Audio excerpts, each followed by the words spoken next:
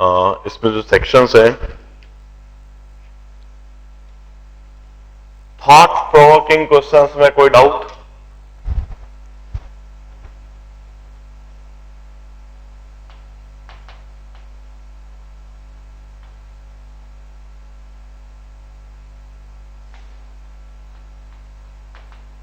Circular motion का study package,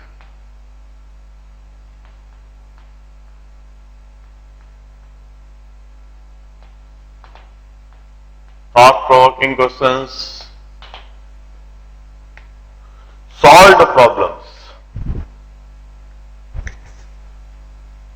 is another section. और solved problem काफी सारे दे रखे हैं इसमें, nearly 20 solved problems. और ये सारे solved problem they are very much challenging and interesting as well. Objective problem level 1,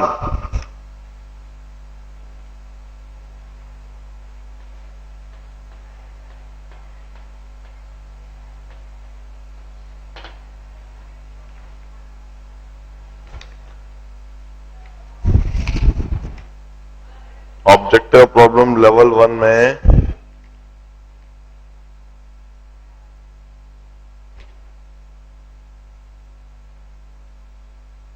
twenty problems are there and then objective problem level 2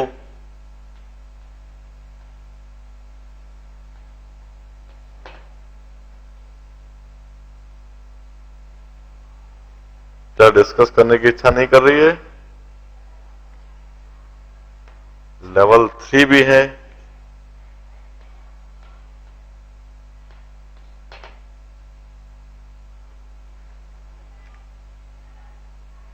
level 3 के बाद मल्टीपल चॉइस क्वेश्चंस भी हैं। सर लेवल 2 में third और fourth, level 2 में third और fourth, then multiple choice questions,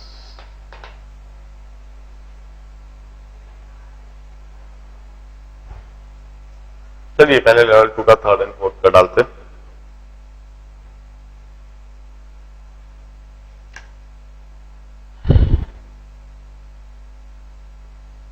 third problem, the equation of motion of particle moving on a circular path of radius r. Radius r is 200 meter and the equation of motion is 18t plus 3t square plus 2t cube, where s is the total distance covered from the straight point in meters at the end t. The maximum speed of the particle.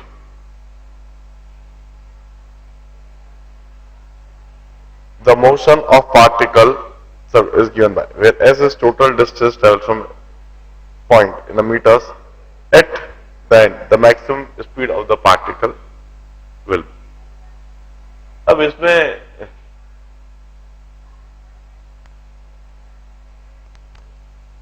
Distance दे रखा है, तो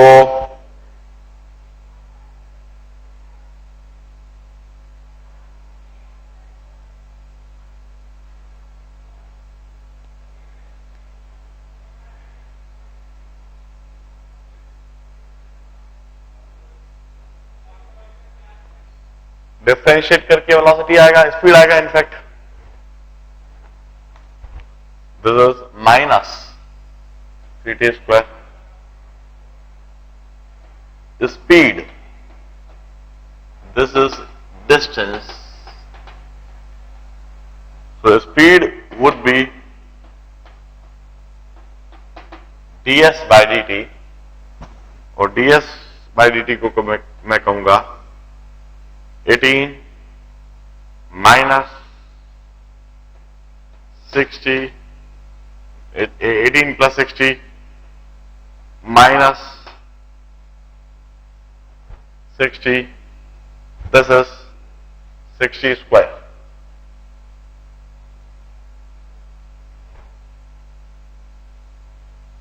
This is the speed. Because because this is a distance and d by dt of distance would be speed. अब उन्होंने पूछा maximum speed. For maximum speed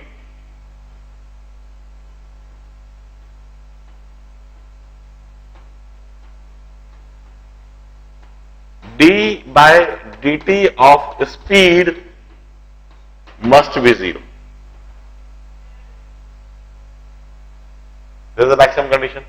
अब d by dt of speed निकाल लेते हैं पहले. d by dt of speed would be 0 plus 6 minus 12t. And this thing must be 0. For max speed,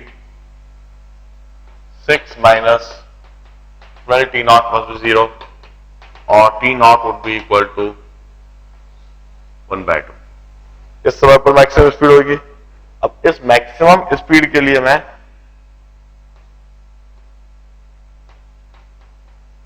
मैं लिख देता हूं 18 plus 6 t naught minus 6 t naught square, or this is 18 plus 16 into 1 by 2 minus 6 into 1 by 4, and this would be the maximum speed. 18 plus 3 minus 1.5, that is some 19.5 meters per second. Truthfully speaking, इसका मुझे circular motion से तो कोई मतलब दिख ही नहीं रहा है. बस सर्कुलर पाथ में मूवमेंट हो रहा है, पर सर्कुलर पाथ में कंसेप्ट तो ऐसे कैसे रहेंगे स्पीड के साथ. सिर्फ यही कहना है उनका. A point moves along arc of a circle of radius r. This arc of a circle and its radius is r. Its velocity varies as a root s, where a is a constant. The angle alpha between the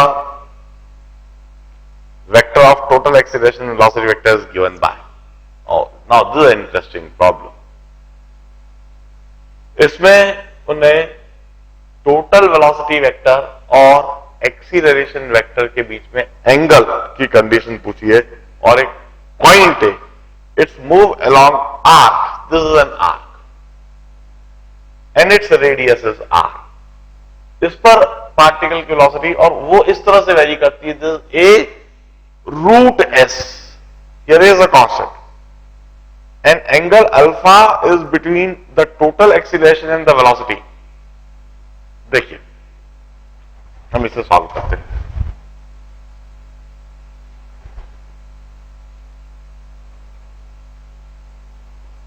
If this is the velocity or this is the speed, then what is the acceleration? Tangential acceleration is d by dt of the tangential velocity. So this is, I will say, here velocity is given in terms of displacement.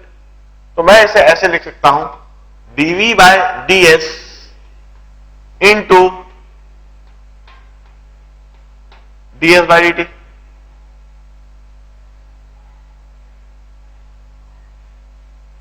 ds से multiply divide कर दिया. This is ds by dt is v into dv by ds, और dv by ds इधर से लिखा जा सकता है. dv by ds मैं इधर से लिख देता हूं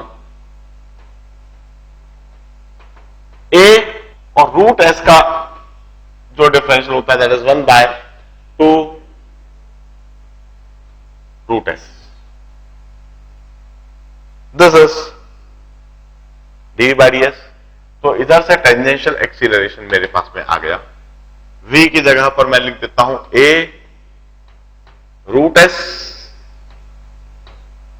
और डी बाई डी एस की जगह पर लिख देता हूं मैं a by 2 root s. Root s cancel, ये हुआ a square by 2। This is tangential acceleration. किसी भी समय पर पार्टिकल जब इधर है कहीं पर, तब उसका टेंजेंशियल एक्सीलरेशन इस डायरेक्शन। अब रेडियल एक्सीलरेशन लिख देता हूं। Radial acceleration is v square by r।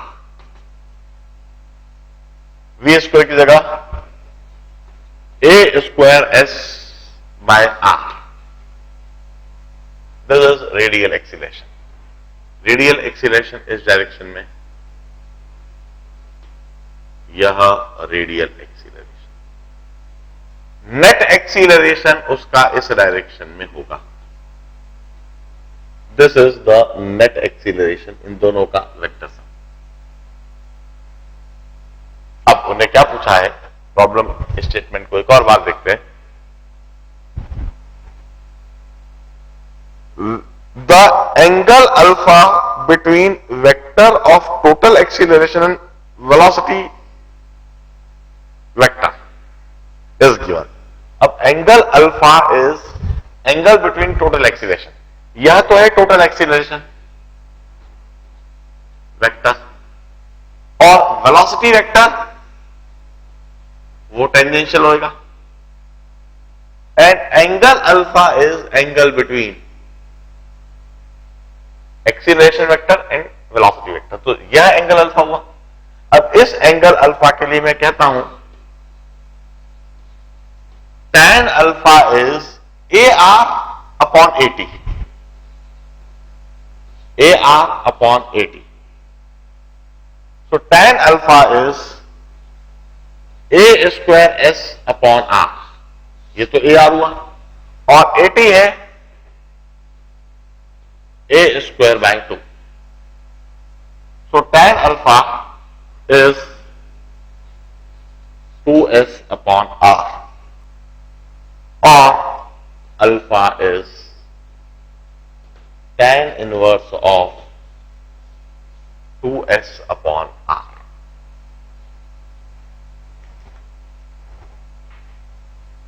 In this manner, we'll solve this problem.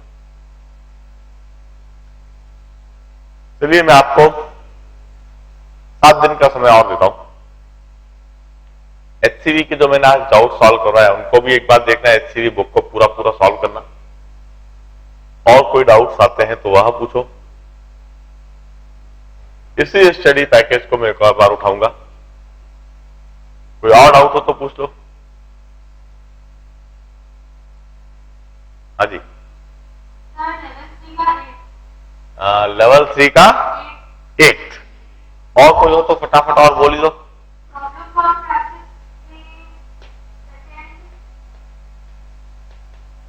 PFP में सेकेंड, फोर्थ और चलिए पहले इतने करते हैं। लेवल 3 का 8 पहले करते हैं।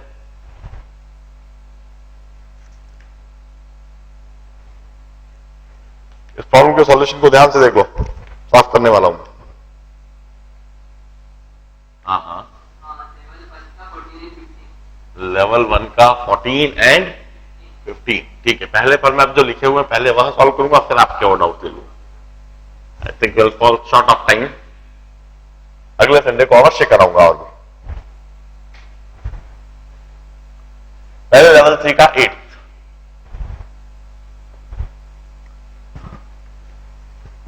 A frictionless wire is fixed between A and B inside a sphere of radius r. The ball slips along the wire. The time taken by the ball to slip from A to B will be. हाँ,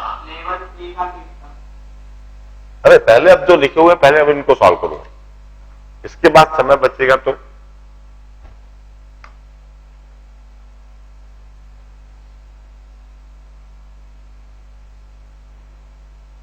this is a circular wire, this is point A और यह vertical, यह point O और इधर एक wire बांध दिया है पॉइंट B और इस पर एक पार्टिकल मूव कर रहा है. A frictionless wire is fixed between A and B inside a sphere of radius r. A small ball slips along the wire. The time taken by the ball to slip from A to B. अब देखिए यह angle theta है.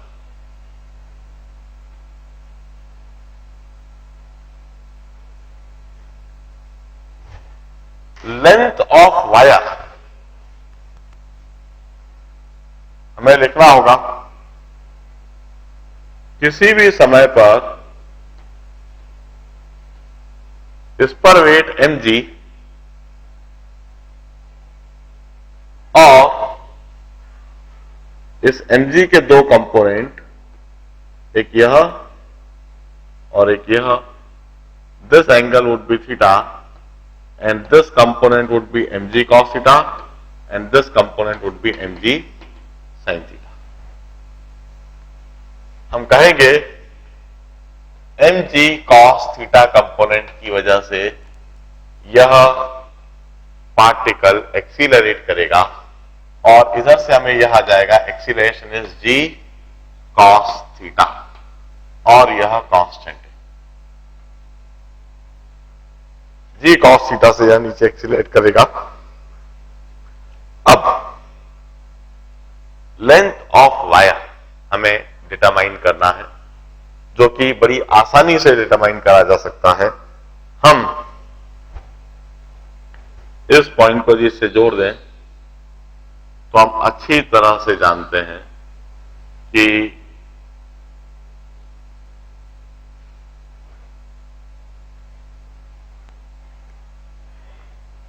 यह 90 degree होगा और एक right angle triangle बनेगा because this angle would be always 90 minus theta. और फिर हम लिख सकेंगे the length of this wire is L upon 2r. L upon 2r is cos theta. L upon 2r is cos theta. And this is the distance traveled.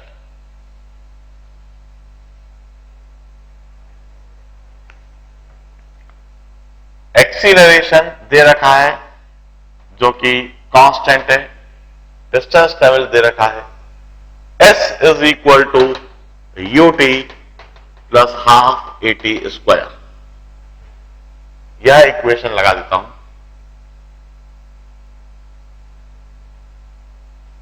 L is equal to 2r cos theta. तो L की जगह मैंने वहां distance travel गलत लिख दिया भाई. ये cos थीटा में मुझको डिस्टेंस ट्रेवल नहीं लिखना है. Distance travelled is equal to L. L is 2r cos theta and this is distance traveled. और फिर वही equation S is equal to ut plus half at square. S की जगह पर मैं लिख देता हूं 2r cos theta. U की जगह पर 0 into t plus half. A की जगह पर g cos theta into t square. cos theta cancelled. T square equal to 4r by g, or t is under root of 4r by g, or t is 2 root of r by g. This is the answer. Level 3 का 8th problem. अब हम PFT का second problem पहले करेंगे.